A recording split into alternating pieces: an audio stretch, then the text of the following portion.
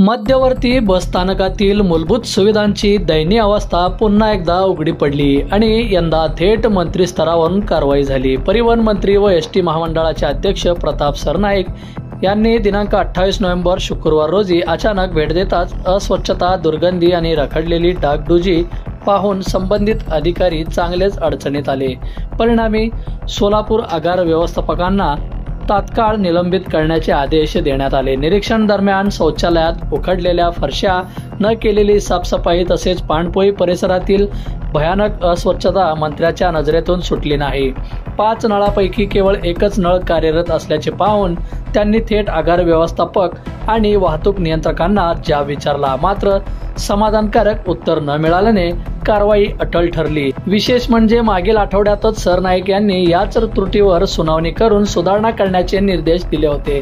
तरीही परिस्थिती कोणताही बदल न झाल्याने हे चालणार नाही मोडमध्ये जाऊन त्यांनी निलंबनाचे आदेश काढले। पुढील दौऱ्यात पुन्हा तपासणी होणार असून हलगर्जीपणा आढळल्यास अधिकाऱ्यांवर तात्काळ कारवाई होणार हेही त्यांनी स्पष्ट केले।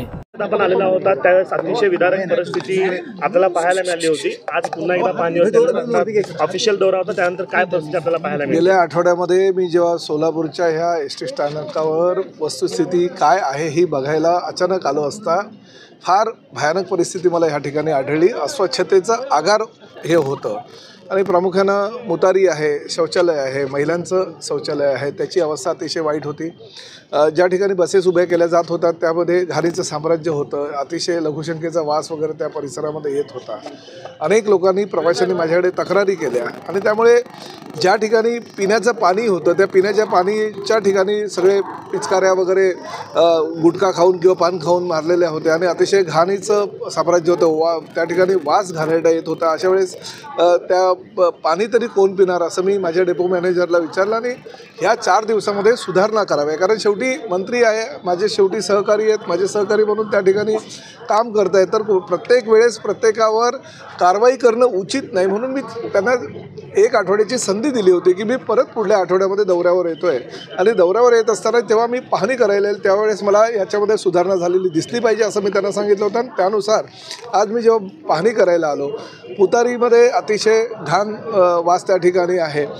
पिण्याच्या पाण्याच्या ठिकाणी त्यांनी स्वच्छता केलेली आहे, परंतु एकच नळ चालू आहे, 5 नळ त्या ठिकाणी बंद आहेत। बाकीची जी दुरावस्था जी आहे ती तशीच आहे। तर अशा परिस्थितीमध्ये नाईलाज असतो का होईना, परंतु मला ह्या डेपो मॅनेजरला आज निलंबित करावं लागलं आणि हा निलंबित करण्यामागचा उद्देश काय की राज्यामध्ये महायुती सरकारच्या माध्यमातून सगळी एसटी स्थानकं चांगली असावी, स्वच्छ असावी, लोकांना प्यायला पाणी मिळावं, ही अशी भूमिका राज्य शासनाची आहे, आमच्या सरकारची आहे। मंत्र्यांची असतानासुद्धा आमच्या अधिकाऱ्यांच्या माध्यमातून योग्य प्रकारे जर त्यावर कारवाई होत नसेल तर नाईलाजानं का होईना पण आम्हाला असे निर्णय घ्यावे लागतील। आणि जशी परिस्थिती सोलापूर बसस्थानकाची आहे तशीच जर राज्यातल्या इतर ठिकाणी जर अशी अस्वच्छता करण्याचा किंवा ठेवण्याचा प्रयत्न त्या डेपो मॅनेजरने केला तर आम्हाला प्रत्येक ठिकाणी अशीच कडक कारवाई करावी लागेल।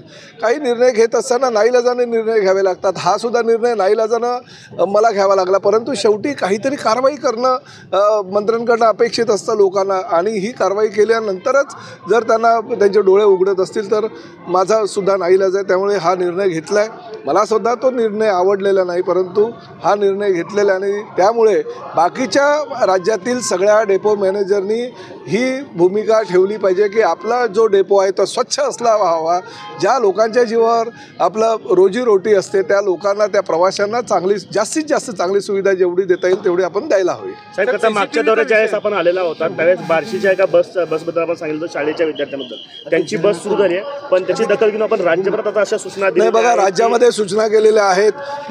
माझे मुलं, माझे विद्यार्थी वेळेवर घरी पोहोचले पाहिजे। 5 वाजेपर्यंत जर शाळा महाविद्यालय सुटत असतील तर एसटीच्या सुविधा त्यांना दिल्या पाहिजे। त्यांच्यासाठी अनेक योजना आपण राबवलेल्या आहेत आणि त्या योजनांचा लाभ घेत त्या विद्यार्थ्यांना जर घरापर्यंत आमचे सहकारी सोडू शकत नसतील तर ही योग्य भूमिका नाही। त्यामुळे मी एसटी महामंडळानं एक नंबरसुद्धा आम्ही जारी केलेला आहे, म्हणजे 1800 221 251 अशा नंबरचा तो हॉटलाईन नंबरसुद्धा आम्ही केलेला आहे, जेणेकरून विद्यार्थी डायरेक्ट त्या नंबरवर फोन करू शकतील आणि आपल्या समस्या किंवा आपल्या तक्रारी ज्या देऊ शकतील. प्रत्येक डेपो मॅनेजरच्या फोन नंबर जे आहेत, स्वतःचा फोन नंबर, घरचा फोन नंबर हा आम्ही त्या महाविद्यालय आणि त्या क्षेत्रातल्या शाळांना देतो आहे, जेणेकरून जर विद्यार्थी घरी लवकर पोहोचू शकली नाही किंवा विद्यार्थ्यांना जर काय अडचण असेल तर त्या डेपो मॅनेजरला आमचे प्रिन्सिपल किंवा शिक्षक फोन करू शकतील आणि त्या विद्यार्थ्यांना सुविधा ज्या आहेत त्या देता येईल. मला आनंद ह्या गोष्टीचा आहे की काही ठिकाणी ह्या सुविधा देत असताना आमच्या विद्यार्थ्यांना त्याचं बळ मिळालेलं आहे की चला परिवहन मंत्री किंवा महायुती सरकारचे मंत्री येऊन आपल्या ज्या समस्या आहेत त्याचं निराकरण करतात. त्यामुळे भविष्यामध्ये अजूनही काही जर योजना राबवायची असेल विद्यार्थ्यांच्या बाबतीत तर परिवहन सेवा त्यांना चांगल्या सुविधा देण्यास सक्षम आहे. स्वारगेट नंतर सीसीटीव्ही सोलापूरच्या बस स्थानकावर एकही सीसीटीव्ही बॅग लिफ्टिंग होणं हे होणं काय सीसीटीव्ही आहे, असलेले सीसीटीव्ही सगळे बंद आहेत. नाही बघा, आता डेपो मॅनेजरला मी निलंबित केलेलं आहे. तुम्ही नाही ऐका जरा, तुम्ही ह्या आता काही खुलासा एक गोष्टीचा न करता मला लेखी स्वरूपात ह्या निलंबनाच्या माध्यमातून सगळ्या ज्या काही तक्रारी आहेत, पत्रकारांचा शेवटी लोकशाहीचा चौथा स्तंभ म्हटल्यानंतर ते काय स्वतःसाठी करत नसतात, तक्रारी जनतेसाठी करत असतात. त्यामुळे त्या तक्रारींचा सगळा आढावा घेऊन तुम्ही जो लेखी अहवाल मला सादर करायचा 1 आठवड्यामध्ये. घटना होती सर, माझी मंडळी जात होती की लग्नासाठी, टायर फुटलं आपल्या विद्यापीठापाशी आणि तिथं फुटल्यानंतर मी चौकशीसाठी आलो. या अर्ध्या 1 तासानंतर मला फोन आला तिथून, तर असं झालंय आणि थोडं प्रासंगिक झालंय. तरी ते चौकशी केली तर यांना काहीच माहिती नव्हतं सर, ते जरा काहीच माहिती नव्हतं त्यांची जे तक्रार आहे त्याची माहिती. म्हणजे साहेब की प्रशासनाकडून असं सांगण्यात येतं की इथं हजारो लोक जे आहेत येतात आणि फक्त स्वच्छतेसाठी हजारो काय, माझं म्हणणं हजारो काय, लाखो लोक येऊ द्या. एसटी महामंडळ कुठल्याही गोष्टींसाठी जर अशा काही तक्रारी असेल तर सक्षम आहे.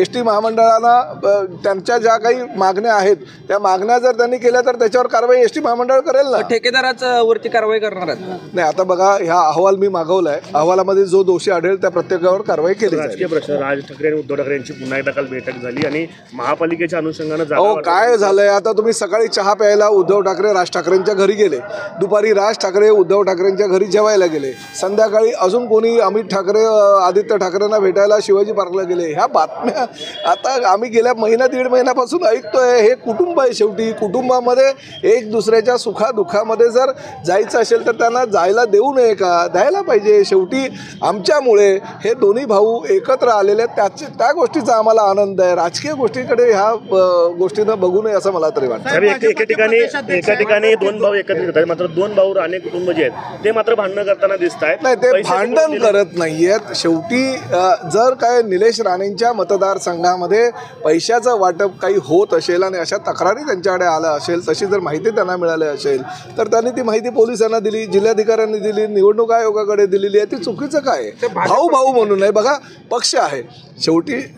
निलेश राणे हे शिवसेना पक्षाचे धनुष्यबाणाच्या चिन्हावर निवडून आलेले आमदार आहेत आणि नितेश राणे भारतीय जनता पक्षाचे मंत्री आहेत. त्यामुळे ती त्यांची भूमिका स्पष्ट करतात, निलेश राणे त्यांची भूमिका स्पष्ट करतात. त्यामुळे 2 भावांचं नाही, हा वादविवाद नाही आहे. शेवटी जी वस्तुस्थिती आहे ती निदर्शनास आणण्याचं काम लोकप्रतिनिधी म्हणून त्यांनी केलेलं आहे.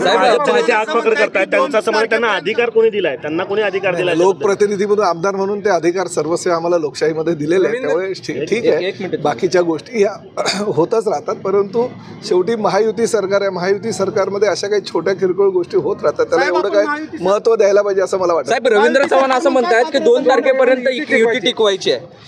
नाही, 2 तारखेपर्यंत, पण 2 डिसेंबर असं ते म्हणालेले आहेत का? की 2 डिसेंबर 2025 म्हणालेले आहेत की 2035 म्हणालेले आहेत की 2045 म्हणाले? हे त्यांच्याकडनं मित्र पक्षाला काय